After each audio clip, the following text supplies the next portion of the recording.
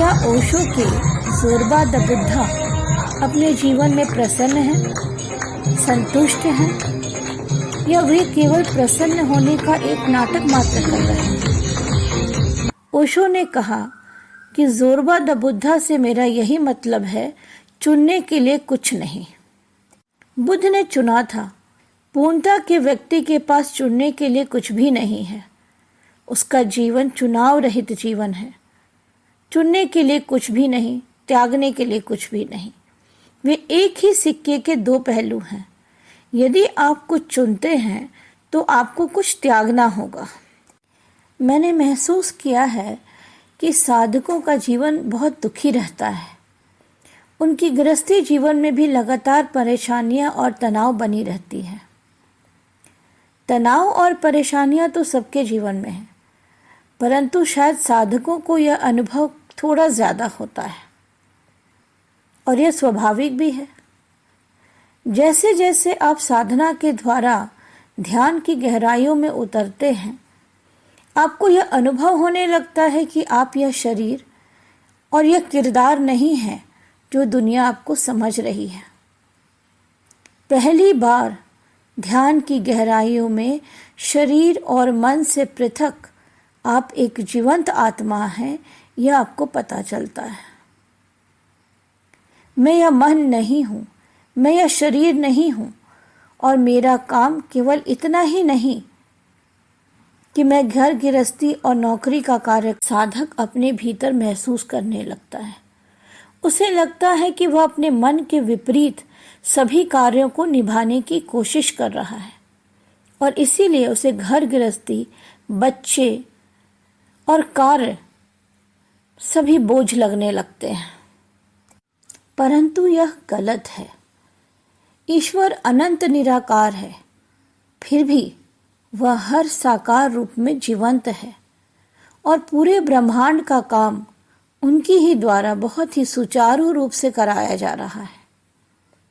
अगर परमपिता परमेश्वर यह समझ लें कि मैं यह कार्य क्यों करूं, तो शायद यह धरती, यह आकाश, ये बादल, ये नदियां, ये पहाड़ कभी बनते ही नहीं। जब परमात्मा निराकार होकर अपनी सभी कार्य को सुचारू रूप से कर रहे हैं, तो एक साधक को भी तो ऐसा ही करना चाहिए ना। अगर आपको परमपिता परमेश्वर में मिलना है, तो आपके भीतर सबसे पहले परमात्मा का उतरना आना चाहिए, यानी कि परमात्मा उतरना चाहिए।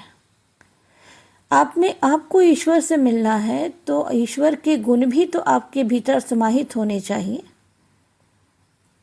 अगर किसी साधक को यह लगता है कि वह अपने घर को छोड़कर, अपनी बीवी बच्चों को अकेला छोड़कर ध्यान की गहराइयों में उतरने चला गया तो वह परमात्मा से मिल जाएगा, तो यह उसकी बड़ी भूल होगी।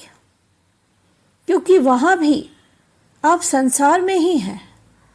आप इन संसार से कहीं भी भाग कर नहीं जा सकते।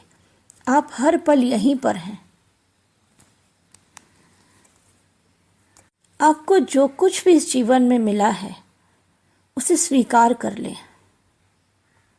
अपने कर्मों को भी सही प्रकार से करना एक बहुत गहरा ध्यान है, और कर्मों को करते हुए भी कर्मों से अलग रहना उससे भी प्यारा ध्यान है।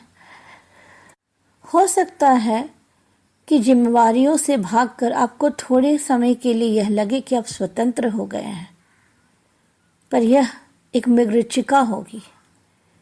आप जहाँ भी जाएंगे, अगर आपका मन आपकी चेतना से नहीं जुड़ा, तो वहाँ भी आप संसार बसा लेंगे। हाँ, हो सकता है उस संसार के लोग अलग हों, बट संसार तो फिर भी आपके भीतर होगा।